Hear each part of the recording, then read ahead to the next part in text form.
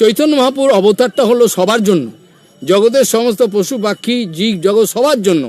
আর ভক্তরা যদি বুঝতে চায় চৈতন্য মহাপ্রভুকে, তাহলে কি করতে হবে? ভক্তরা যদি বুঝতে, তাহলে মহান যে ভক্ত আছেন যারা চৈতন্য মহাপ্রভু কৃপা পেয়েছেন, তাদের আনুগত্যে জানতে হবে। চৈতন্য মহাপ্রভুর ক্রিয়াকলাপকে ডাইরেক্টলি অনুভব করতে গেলে মিসগাইডেড হয়ে যাবে, ভুল পথে চলে যাবে। যেমন চৈতন্য মহাপ্রভু কেন গেলেন গয়াতে পিণ্ডদান করতে?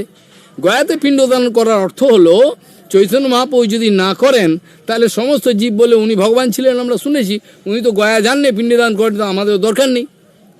যেখানে নন্দবাবা সাক্ষাৎ হচ্ছেন, বসুদেব এবং নন্দবাবা মিলিতভাবে, যেখানে আমরা দেখছি মিশ্র, জগন্নাথ মিশ্র, যেখানে সচিমাতার মধ্যে যশোদা মা এবং দেবকী দুজনে রয়েছেন, সেখানে তাদের যারা পরিকর তাদের জন্য পিণ্ডদানের কোনো প্রশ্নই আসতে পারে না।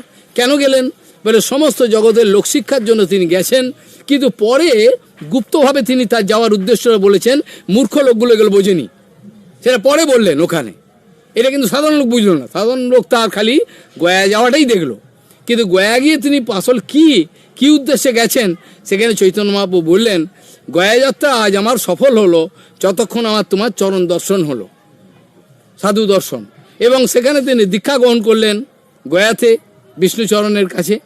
এই সব কথাগুলো গোপন কথা। এবং অদ্বৈত গোসাই যে সাধ্য তত্ত্বে যে সাধ্য করেছিলেন বিষ্ণুর মহাপ্রসাদ, ভগবানের মহাপ্রসাদ দিয়ে এবং সাধ্য করে সেই সাধ্যপাত্রটা খাইয়েছিলেন কাকে খাইয়েছিলেন? হরিদাস ঠাকুরকে। সেখানে ভাগবতে এই কথা বলা আছে, অদ্বৈত গোসাই আচার্যের কাজ করছেন, অথচ জগতের কাছে কোনো একটা আজেবাজে কিছু প্রমাণ করতে চান না। সেখানে অদ্বৈত গোসাই ভাগবতের যে কথা আছে, বিপ্রাত দিশর গুণ জুতাত অরবিন্দ নাভ পদারবিন্দ বিমুখাত সপচম বরিষ্ঠম, এই কথাটা প্রমাণ করলেন। যিনি সপচ ব্যক্তি আছেন, তিনি যদি হরিভজন করেন তিনি অনেক ওপরে।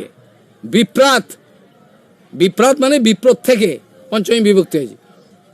বিপ্র অর্থাৎ ব্রাহ্মণ যিনি মনে করছেন তার থেকেও শ্রেষ্ঠ হবে যিনি তিনি হরিভজনে নিযুক্ত থাকেন, সর্বদাই যদি তন্ময় হয়ে থাকেন হরিভজনে। ঝরু ঠাকুরের মূল্য অনেক বেশি। ঝরু ঠাকুরের মূল্য বুঝতে পেরেছিল কালিদাস ঠাকুর, তাই জন্য তা উচ্ছিষ্ট পেয়েছিল। আমরা অনুভব করতে না পারার জন্য আজকে আমাদের এই অবস্থা। সেখানে অদ্বৈত গোসাইয়ের প্রত্যেকটা ক্রিয়াকর্ম ভক্তির অনুকূল।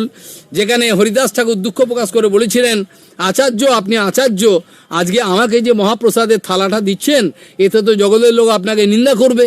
তখন অদ্বৈত গোসাই বলেছিলেন, সেই আচরিব যেই শাস্ত্র মতে কয়, আমি সেই আচরণই করব যেটা শাস্ত্রের প্রমাণ। তোমার কোনো ভয় নেই, তুমি ভোজন করলে কোটি ব্রাহ্মণ ভোজন হয়, তোমাকেই ভোজন করতে হবে।